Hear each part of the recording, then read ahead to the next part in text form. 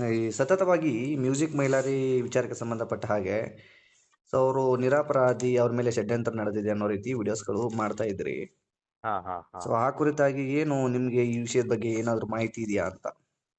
ಅವ್ರು ಅಪರಾಧಿ ನಿರಪರಾಧಿ ಅಂತ ನಾವು ಇದು ಮಾಡಕ್ಕಾಗಲ್ಲ, ಪ್ರೂವ್ ಮಾಡಕ್ಕಾಗಲ್ಲ.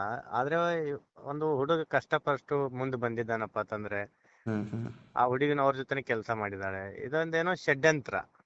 ಹ್ಮ್ ಒಂದ್ ಪ್ರೂವ್ ಇತ್ತಪ್ಪ ಅಂತಂದ್ರೆ ಅವಾಗ ಕಂಪ್ಲೇಂಟ್ ಮಾಡಿ ಓಕೆ. ಎಲ್ಲ ಸಮಸ್ಯೆ ಆಗ್ತಿತ್ತಿರ್ಲಿಲ್ಲ.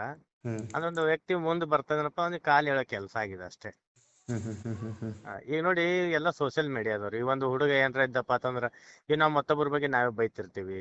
ಹ್ಮ್ ಯಾಕಪ್ಪ ನಮಗೆ ವ್ಯೂಸ್ ಹೆಚ್ಚಾಲಿ ಫಾಲೋವರ್ಸ್ ಹೆಚ್ಚಾಲಿ ಅಂತಂದು, ಓಕೆ. ಹೌದಲ್ವಾ? ಹ್ಮ್ ಅದೇ ತರ ಇದೂನು ಒಂದು ಉತ್ತರ ಕರ್ನಾಟಕ ಸಿಂಗರ್ಸ್ ಏನದಾರ, ಡ್ಯಾನ್ಸರ್, ಜಾನಪದ ಸಂಗೀತ ಕಲಾಕಾರರು, ಹ್ಮ್ ಅವ್ರಿಗೆ ಈ ಮೈಲಾರಿ ಒಂದು ಟಾಪ್ ರೇಂಜ್ ನಾಗ ಬರ್ತಾ ಇದ್ರಲ್ಲ, ಹ್ಮ್ ಹ್ಮ್ ಹ್ಮ್ ಅದ್ರಗೋಸ್ಕರ ಇದು ಷಡ್ಯಂತ್ರ ಆಗಿದೆ ಅಷ್ಟೇ. Okay okay okay. ಇದು ಹಿಂದೇನು ಅವ್ರಿಗೆ ಏನಾದ್ರು ಸಪೋರ್ಟಿವ್ ಆಗಿ ವಿಡಿಯೋಸ್ಗಳು ಮಾಡ್ತಾ ಇರುವಂತದ್ದು ಈ ತರದ್ದು ಏನಾದ್ರು ಗಮನಿಸಿದ್ರಾ ನೀವು?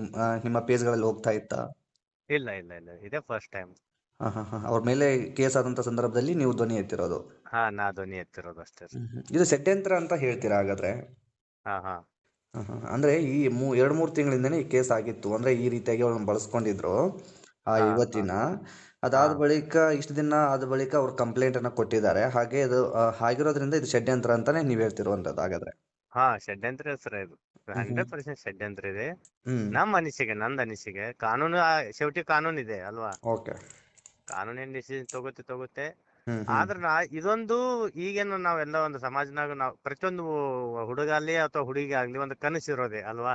ಹ್ಮ್ ನಾವ್ ಬೆಳಿಬೇಕು, ದೊಡ್ಡ ಮಟ್ಟಿಗೆ ಬೆಳಿಬೇಕು, ಸಮಾಜನಾಗ ಒಂದ್ ಒಳ್ಳೆ ಕೆಲಸ ಮಾಡ್ಬೇಕು, ಏನಾದ್ರು ಒಂದ್ ಮಟ್ಟಿಗೆ ಬೆಳಿಬೇಕಂತ ಒಂದು ಕನಸಿರುತ್ತೆ. ಹೌದು. ಈ ತರ ನಾವೇನು ಈಗ ಮತ್ತೊಬ್ರಿಗೆ ಇದೊಂದು ಎಕ್ಸಾಂಪಲ್, ನೀವು ಬೆಳಿತಾ ಇದ್ದೀರಪ್ಪ ಅಂತಂದ್ರ ನೀವು ಹುಷಾರಾಗಿರಿ.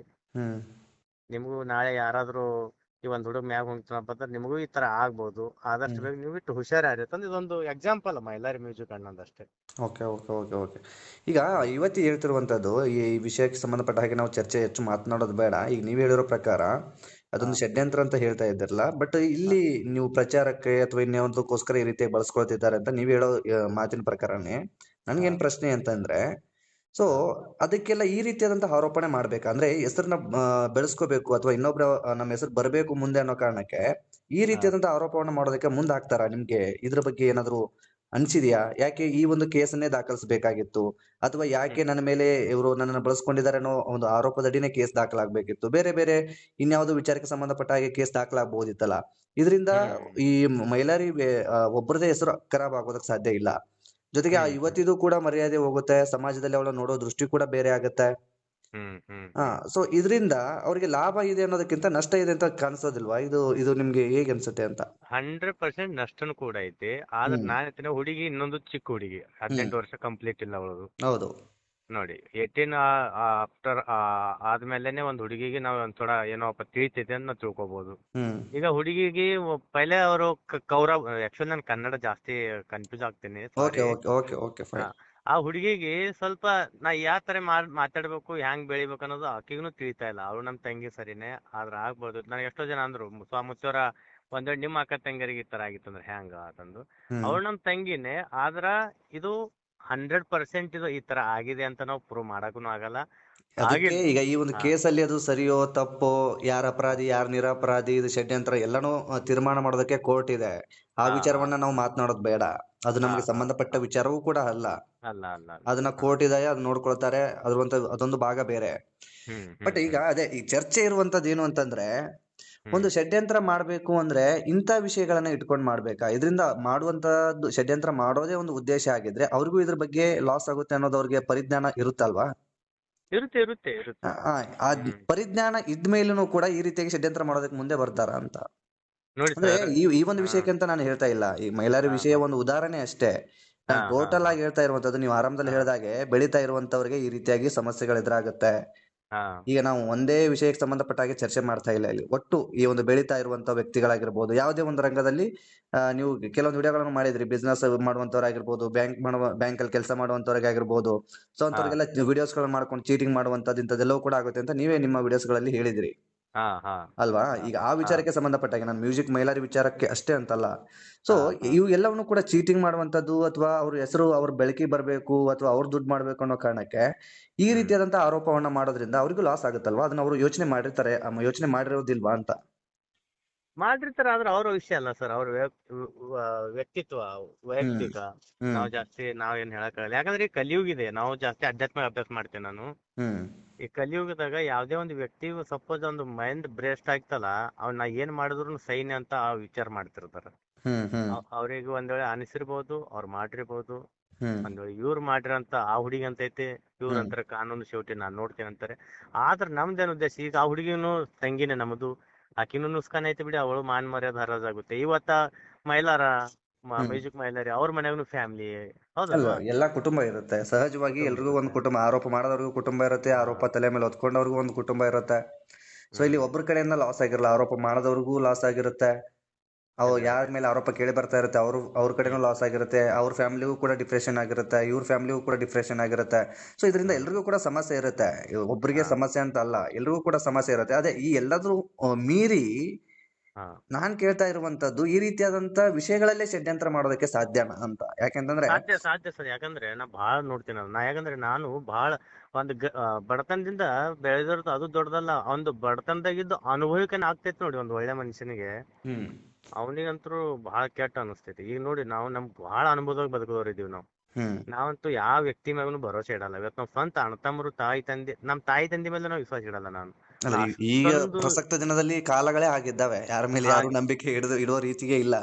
ಇಲ್ಲ ಇಲ್ಲ. ಹಾ ಅದಕ್ಕೆ ನಾ ಹೇಳ್ತಾ ಇದೀನಿ, ಅದು 100% ಇದೆ. ಮ್ಯೂಸಿಕ್ ಮೈಲರಣ್ಣನಿಗೆ ಅವರಿಗೆ ಇದೊಂದು ಷಡ್ಯಂತ್ರ ಆಗಿದೆ. ಹ್ಮ್ ಪಾಪ ಹುಡುಗನು ತಿಳಿಲಾರ್ದೆ ತಪ್ಪು ಆಗಿರ್ಬೋದು. ಅಂದ್ರೆ ಮ್ಯೂಸಿಕ್ ಅಣ್ಣ ಮಾಡಿರ್ಬೋದು ಅಂತ ತಿಳ್ಕೊಳ್ಳೋಣ. ಆದ್ರೂ ತಿಳಿಲಾರ ತಪ್ಪು ಆ ಹುಡುಗಿದೂ ಆಗಿದೆ, ಆ ಹುಡುಗಂದು ಆಗಿದೆ. ಅದಕ್ಕೆ ಜಾಸ್ತಿ ಇದು ಮಾತಾಡಬಾರ್ದು.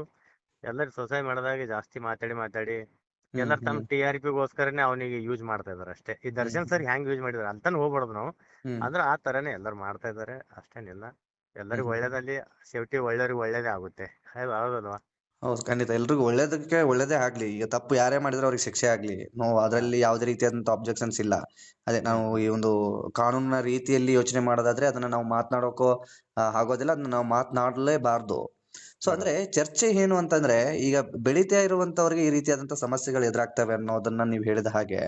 ಹಾ ಸೊ ಅದಕ್ಕೆಲ್ಲದಕ್ಕೂ ಕೂಡ ಇದೇ ಫ್ಯಾಕ್ಟ್ ಬೇಕಾ, ಈ ವಿಷಯಗಳೇ ಬೇಕಾ ಅನ್ನೋದು ನನ್ನ ಪ್ರಶ್ನೆ. ಮತ್ತು ಕೆಲವೊಂದು ಕಾರ್ಯಕ್ರಮಗಳು, ಈಗ ನೀವು ಕೂಡ ಉತ್ತರ ಕರ್ನಾಟಕದವರಾಗಿರೋದ್ರಿಂದ ಬಹುಶಃ ನೀವು ಅಧ್ಯಾತ್ಮವನ್ನ ಅಧ್ಯಯನ ಮಾಡುವಂತ ವ್ಯಕ್ತಿಗಳಾಗಿರೋದ್ರಿಂದ ಈ ಹ್ಮ್ ಉತ್ತರ ಕರ್ನಾಟಕದ ಕಲೆ ಆಗಿರ್ತಕ್ಕಂಥ ಜಾನಪದ ಕಲೆನ ಉತ್ತರ ಕರ್ನಾಟಕದ ಒಂದು ಕಲೆ ಅಂತ ಗುರುತಿಸ್ತಾರೆ. ಸೊ ಇದ್ರ ಹ್ಮ್ ಬಗ್ಗೆ ನೀವು ಹ್ಮ್ ಹೆಚ್ಚು ಗಮನ ಹರಿಸಿದಿರೋ ಇಲ್ವೋ ನನಗೆ ಅದ್ರ ಬಗ್ಗೆ ಗೊತ್ತಿಲ್ಲ.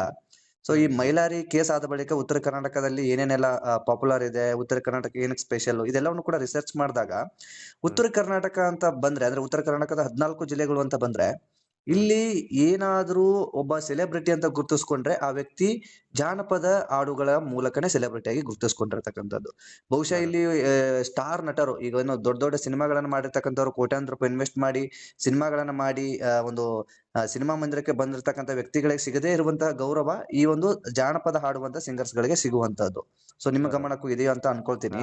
ಹಾ ಹಾ ಬಟ್ ಅಂತ ಸಂದರ್ಭದಲ್ಲಿ ಇವ್ರುಗಳಿಂದನೂ ಕೂಡ ಜನಕ್ಕೆ ಒಂದು ಒಳ್ಳೆಯ ಸಂದೇಶ ಹೋಗ್ಬೇಕಲ್ಲ. ನೀವು ಕೂಡ ಒಂದು ಅಧ್ಯಾತ್ಮವನ್ನ ಓದ್ತಾ ಹಾ ಇರುವಂತ ಹಾ ವ್ಯಕ್ತಿಗಳಾಗಿ, ಹಾ ಹಾ ಸೊ ಹಾ ನಿಮ್ಗೂ ಕೂಡ ಈ ರೀತಿಯಾಗಿ ಅನಿಸಿರ್ಬೇಕಲ್ಲ. ಈಗ ನಾನು ಒಂದು ಸಮಾಜಕ್ಕೆ ನನ್ನಿಂದ ಕೆಟ್ಟದಾಗದೆ ಕೆಟ್ಟದ್ ಆಗ್ಬಾರ್ದು, ಬಟ್ ಹಾ ಒಳ್ಳೇದಾಗದೇ ಇದ್ರೂ ಪರವಾಗಿಲ್ಲ, ಕೆಟ್ಟದನ್ನ ಮಾಡಬಾರ್ದು ಅನ್ನೋದು ಒಂದು ಅಧ್ಯಾತ್ಮವು ಕೂಡ ಹೇಳಿಕೊಡುತ್ತೆ, ಬರೋબર ಬರೋબર. ಹಾ ಅಲ್ವಾ? ಈಗ ಜಾನಪದ ಆಡುವಂತವ್ರು, ಈಗ ನೀವು ಈಗ ಇತ್ತೀಚೆಗೆ ಏನಾಗ್ಬಿಟ್ಟಿದೆ ಅಂತಂದ್ರೆ, ಎಷ್ಟೋ ಹಾ ಜನ ನಾನು ಕಲಾವಿದರನ್ನು ಕೂಡ ಸಂಪರ್ಕ ಮಾಡಿದೆ ಈ ವಿಚಾರಕ್ಕೆ ಸಂಬಂಧಪಟ್ಟ ಹಾಗೆ, ಉತ್ತರ ಕರ್ನಾಟಕ ಜಾನಪದ ಕಲಾವಿದರನ್ನ. ಸೊ ಹಾ ಅವರು ಹೇಳಿರ್ತಕ್ಕಂಥದ್ದು ಏನು ಅಂತಂದ್ರೆ, ಹ್ಮ್ ಆ ವಿಷಯದ ಬಗ್ಗೆ ನಮ್ಗೆ ಮಾತನಾಡೋದಕ್ಕೆ ಇಂಟ್ರೆಸ್ಟ್ ಇಲ್ಲ. ಈ ಹಾ ಜಾನಪದ ಅನ್ನೋದ್ರ ಬಗ್ಗೆ ಹೆಸರನ್ನ ತೆಗಿಯೋಕೆ ನಮ್ಗೆ ಇಂಟ್ರೆಸ್ಟ್ ಇಲ್ಲ. ಸೊ ಹಾ ಹಾ ಕೆಟ್ಟದಾಗಿ ನಾವು ಹಾಡೋದ್ ಬೇಡ ಅಂತ ಎಲ್ಲೋ ಒಂದ್ ಮೂಲೆಯಲ್ಲಿ ಕೂತ್ಕೊಂಡ್ಬಿಟ್ಟಿದೀವಿ ಅನ್ನೋ ಮಾತನ್ನ ಹೇಳ್ತಾರೆ. ಬರೋબર. ಹಾ ಇದರ ಉದ್ದೇಶ ಇಷ್ಟೇ, ಹ್ಮ್ ನಾವು ಕೆಟ್ಟದಾಗಿ ಮಾತನಾಡುವಂತದ್ದು, ಕೆಟ್ಟದಾಗಿ ಹಾಡುವಂತದ್ದು ಅಥವಾ ಕೆಟ್ಟದಾಗಿ ಕಾಮಿಡಿ ಮಾಡುವಂತದನ್ನೇ ಹ್ಮ್ ಒಂದು ಜಾನಪದ ಅಥವಾ ಒಂದು ಕಾಮಿಡಿ ಅನ್ನೋ ರೀತಿಯಲ್ಲಿ ಎಷ್ಟೋ ಜನ ಅದನ್ನ ಬಳಸ್ಕೊಂಡು ಹೋಗ್ತಾ ಇದ್ದಾರೆ ಅನ್ನೋ ರೀತಿ ಅವರ ಹ್ಮ್ ಒಂದು ಹ್ಮ್ ಅಭಿಪ್ರಾಯ ಕೂಡ ಆಗಿದೆ. ಹ್ಮ್ ಸೊ ಹ್ಮ್ ಹ್ಮ್ ನನ್ನ ಗಮನಕ್ಕೆ ಬಂದ ಹಾಗೆ, ಸೊ ನಾನು ಅದನ್ನೇ ಹೇಳ್ತಾ ಇರುವಂತದ್ದು. ಈಗ ನೀವು ಕೂಡ ಅಧ್ಯಾತ್ಮದ ಬಗ್ಗೆ ಚಿಂತಕರಾಗಿರೋದ್ರಿಂದ ನಾನು ಹ್ಮ್ ಕೇಳ್ತಾ ಹ್ಮ್ ಇರುವಂತದ್ದು, ಇವ್ರುಗಳೆಲ್ಲರೂ ಕೂಡ ಈ ಸಮಾಜಕ್ಕೆ ಏನೋ ಸಂದೇಶವನ್ನ ಕೊಡ್ತಾರೆ ಅಂತ. ಹ್ಮ್. ಇದು ಇದರಿಂದ ಒಂದು ನೀವು ಸಮಾಜಕ್ಕೆ ಎಲ್ಲ ಬೇಕಲ್ಲ ಈಗ. ನಿಮ್ ಪ್ರಶ್ನೆ ಅರ್ಥ ಆಯ್ತು. ನಾ ಹ್ಮ್ ಶಾರ್ಟ್ಕಟ್ ನಲ್ಲಿ ನಾ ಇದು ಮೊದ್ಲೊಮ್ಮೆ ವಿಡಿಯೋ ಬಿಟ್ಟಿದ್ದೆ. ಹ್ಮ್ ಅದು ನನಗೆ ಮ್ಯೂಸಿಕ್ ಮೈಲರ್ ಅಂತ ಗೊತ್ತಿರ್ತಿಲ್ಲ. ಹಾ ಹಾ ಹೆಸರು ಮ್ಯೂಸಿಕ್ ಮೈಲರಿಗೆ ಗೊತ್ತು. ಹಾ ಆದ್ರೆ ನಾವು ಮ್ಯೂಸಿಕ್ ಮೈಲರಿಗೆ ಬೈದು ವಿಡಿಯೋ ಬಾಳು ಬೆಳಗುಂದಿ ಏನದಾರಲ್ಲ ಅವ್ರದ್ದು ವಿಡಿಯೋ ಹಾಕಿದ್ದೆ ನಾನು. ಹ್ಮ್ ಒಂದ್ ಹುಡುಗ ನನಗ್ ಫೋನ್ ಮಾಡಿ, ಅಪ್ಪರ ಅದು ಬಾಳು ಬೆಳಗುಂದಿ ಅದಾರವ್ರು, ಇವ್ರು ಮ್ಯೂಸಿಕ್ ಮೈಲರಿ ಅಲ್ರಿ, ಮ್ಯೂಸಿಕ್ ಮೈಲರಿ ಬೈಲಿಗಿತ್ತೀರಿ, ಆದ್ರ ಅದು ವಿಡಿಯೋದ ಮಾತ್ರ ಅದು ಫೋಟೋ ಎಲ್ಲ ಬಾಳು ಬೆಳಗುಂದಿದ ಐತಿ ಅಂತಂದ್ರು. ಅರೆ ಮಿಸ್ ಆಯ್ತನ್ನ ಇದು ಮಾಡಿದೆ. ಸೊ ಅಲ್ಲ ಇದ್ರಲ್ಲಿ ಅಲ್ಲ, ಈಗ ಏನಿದೆಪ್ಪ ನಾನು ಅಂದ್ರೆ ಅಂತಂದ್ರೆ ನಾನು ಇವರು ಒಬ್ಬ ಕಲಾವಿದನ ಸಮಾಜಕ್ಕೆ ಟಾರ್ಗೆಟ್ ಮಾಡಿ ಕೇಳ್ತಾ ಇಲ್ಲ ಇಲ್ಲಿ. ಒಟ್ಟಾರೆ ಕೇಳ್ತಾ ಇರುವಂತದ್ದು ಜಾನಪದ ಅಥವಾ ಮನೋರಂಜನೆ ಅನ್ನೋ ವಿಚಾರಕ್ಕೆ ಸಂಬಂಧಪಟ್ಟ ಹಾಗೆ ಕೇಳ್ತಾ ಇದ್ದೀನಿ. ಯಾರು ಕೂಡ ಈಗ ನಾವು ಮಾತನಾಡ್ತಾ ಇರುವಂತದನ್ನು ಕೂಡ ನಮ್ಮ ವೀಕ್ಷಕರು ಕೂಡ ಗಮನಿಸ್ತಾ ಇರ್ತಾರೆ. ಅವ್ರಿಗೆ ಹಾ ತಪ್ಪಾಗಿ ಸಂದೇಶ ಹೋಗ್ಬಾರ್ದು. ಸೊ ನಾನು ಟೋಟಲ್ ಆಗಿ ಕೇಳ್ತಾ ಇರುವಂತದ್ದು, ಈಗ ಮ್ಯೂಸಿಕ್ ಮೈಲಾರಿ ವಿಚಾರ ಬಿಟ್ಬಿಡೋಣ. ಮ್ಯೂಸಿಕ್ ಮೈಲಾರಿ ವಿಚಾರ ಆರಂಭದಲ್ಲೇ ಬಿಟ್ಬಿಟ್ವಿ, ಅದು ಒಂದು ಕೇಸ್ ಆಗಿದೆ, ಅದನ್ನ ಹ್ಮ್ ನೋಡ್ಕೊಳ್ಳೋದಕ್ಕೆ ಕಾನೂನು ಇದೆ. ಸೊ ಹಾ ಅದಕ್ಕೆ ಸಂಬಂಧಪಟ್ಟಾಗೆ ನಾವು ಹೆಚ್ಚು ಚರ್ಚೆ ಮಾಡೋದು ಬೇಡ.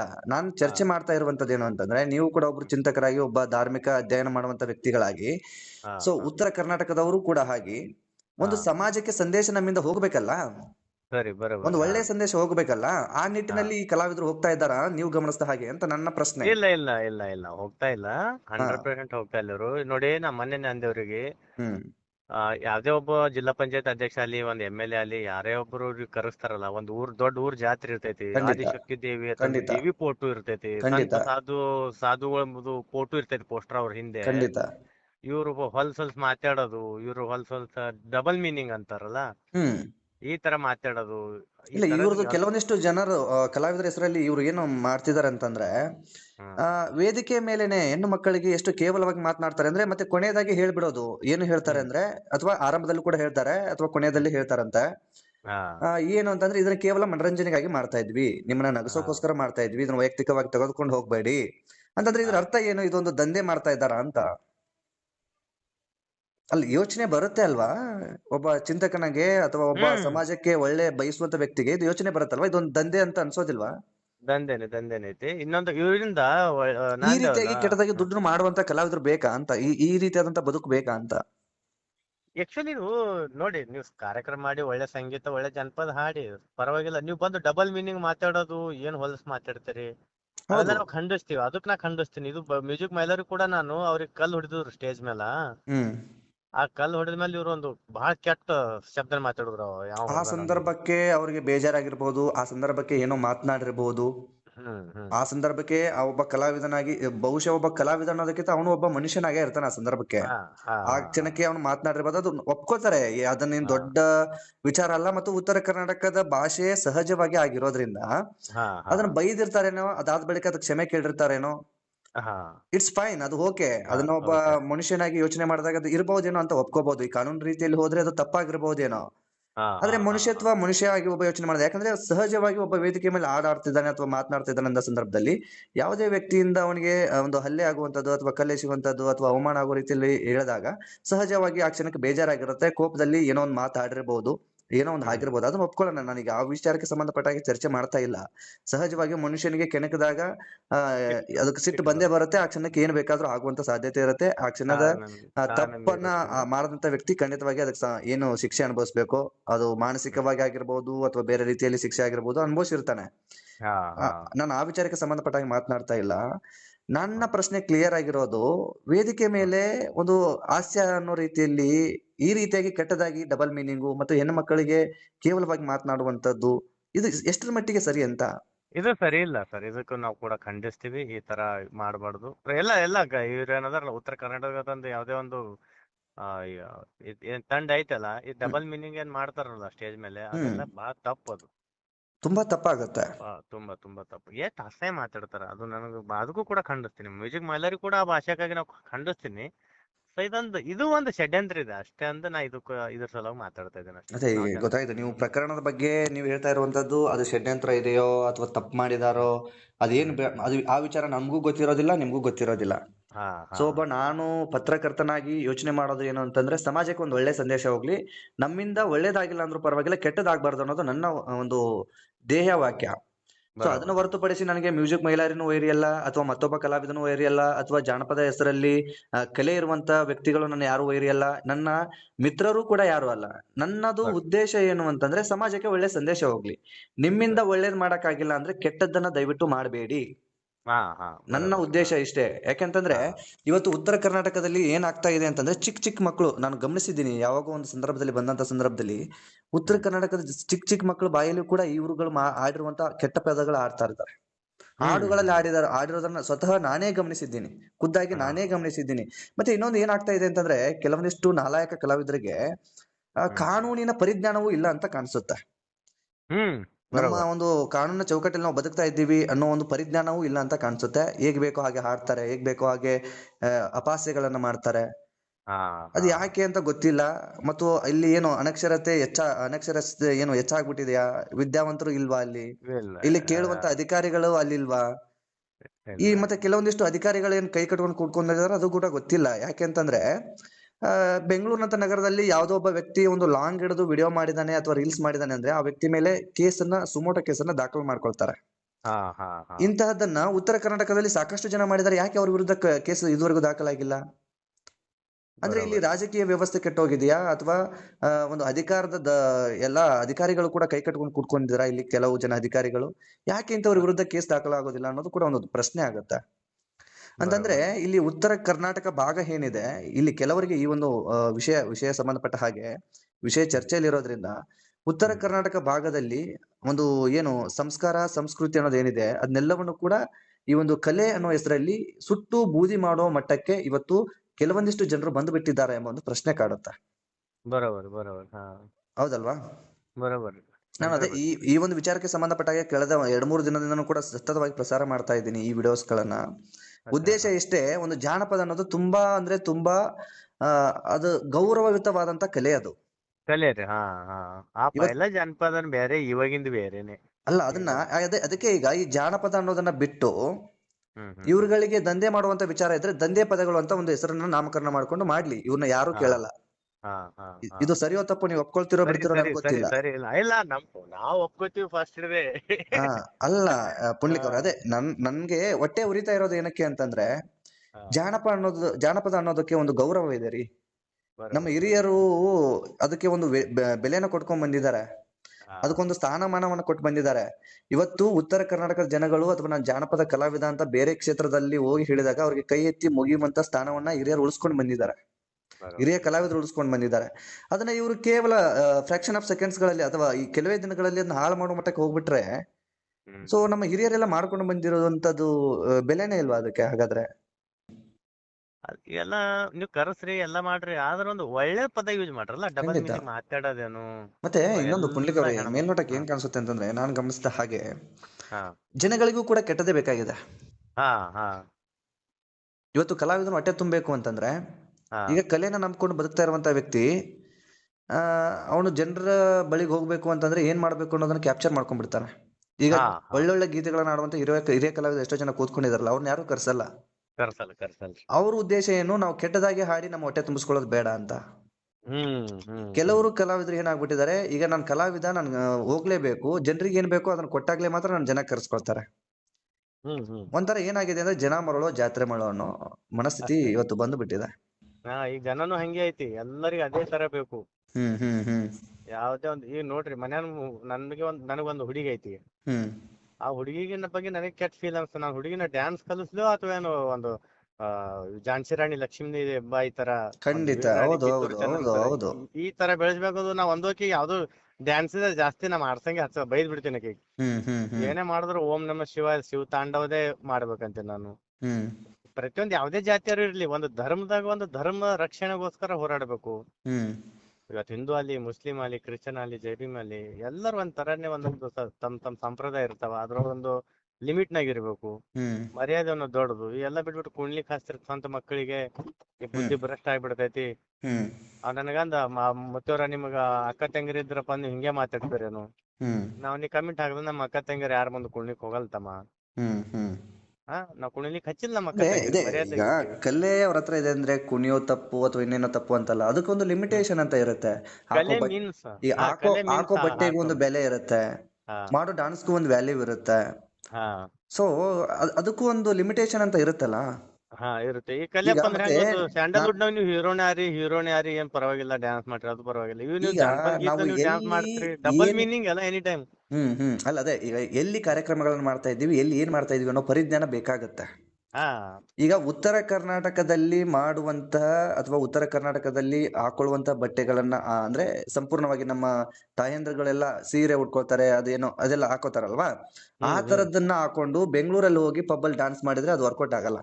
ಹಾ ಹಾ ಹಾ ಆಯ್ತಾ? ಈಗ ಬೆಂಗಳೂರು ಪಬ್ಬಲ್ ಡಾನ್ಸ್ ಮಾಡುವಂತ ಕೆಲವೊಂದಿಷ್ಟು ನಾನು ಎಲ್ರಿಗೂ ಹೇಳ್ತಾ ಇಲ್ಲ, ಕೆಲವೊಂದಿಷ್ಟು ಹ್ಮ್ ಜನಗಳು ಉತ್ತರ ಕರ್ನಾಟಕದ ಒಂದು ಯಾವ್ದೋ ವೇದಿಕೆ ಮೇಲೆ ಬಂದು ಅಥವಾ ಯಾವ್ದೋ ಒಂದು ದೇವಸ್ಥಾನದ ಕಾರ್ಯಕ್ರಮದಲ್ಲಿ ಬಂದು ಡಾನ್ಸ್ ಮಾಡಿದ್ರೆ ಅದು ಯೋಗ್ಯ ಅನ್ಸಲ್ಲ. ಬರೋबर ಅಂತಂದ್ರೆ ಯಾವ ಯಾವ ಕ್ಷೇತ್ರದಲ್ಲಿ ಅಥವಾ ಯಾವ ಒಂದು ಭಾಗದಲ್ಲಿ ಹೇಗೆ ಇರಬೇಕು ಅನ್ನೋದು ಕೂಡ ಕಲಾವಿದರಿಗೆ ಮುಖ್ಯ ಆಗುತ್ತಲ್ವಾ. ಬರೋबर 100%. ಅದು ಕೂಡ ಕೆಲವೊಂದಿಷ್ಟು ಕಲಾವಿದರಿಗೆ ಪರಿಜ್ಞಾನ ಇಲ್ಲ ಅಂತ ಕಾಣಿಸುತ್ತೆ. ಯಾರು ಇಲ್ಲ ರೀ, ಎಲ್ಲಾರು ಬರೇ ಹಾ ನಡಿ ಅದೇ ಒಂಥರ ಜನ ಮರಳು ಜಾತ್ರೆ ಮಾಡು ಅನ್ನೋ ತರ. ಜಾತ್ರೆ ಮರಳು ಆ ತರ ಐತಿ. ಹಾ. ಮತ್ತವ್ರು ಯಾರ್ಯಾರು ಇಂಥದ್ರ ಮ್ಯಾಗ ಮತ್ತವ್ರು ಬ್ಯಾಳಿ ಕುದಿತಾವ, ಒಬ್ರಿಗೊಬ್ರು ಬದುಕ್ತಾರ. ಹ್ಮ್ ನಡೆ ಜಾಸ್ತಿ ವಿಚಾರ ಮಾಡೋದೇ ಇಲ್ರಿ. ಹಂಗಾಗಿ ಒಟ್ಟು ಉತ್ತರ ಕರ್ನಾಟಕದ ಸಂಸ್ಕಾರ ಮತ್ತು ಸಂಸ್ಕೃತಿನ ಹಾಳು ಮಾಡ್ತಿದ್ದಾರೆ. ಆಗೈತೆ ರೀ, ಇನ್ನ ಏನ್ ಉಳಿಬೇಕ್ರಿ.